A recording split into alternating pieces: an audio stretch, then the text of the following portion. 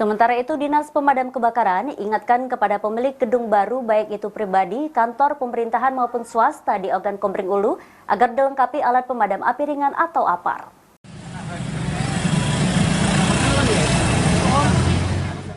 Dinas Pemadam Kebakaran dan Penyelamatan Kabupaten Oku mengingatkan pemilik bangunan pribadi, perkantoran swasta maupun pemerintah untuk wajib memiliki APAR.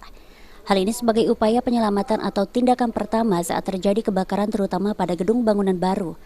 Kabid Pengendali Operasi DPKP Oku Zainuri mengatakan, APAR sifatnya wajib diadakan dan sudah diatur dalam Perda Oku.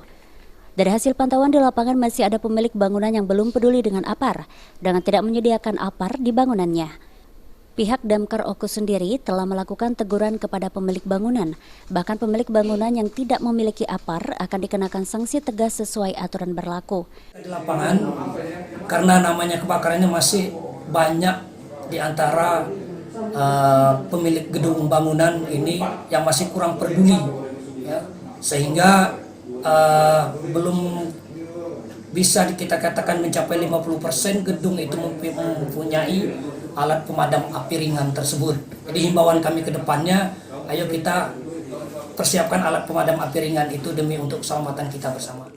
APAR sendiri penting untuk mengantisipasi peristiwa kebakaran.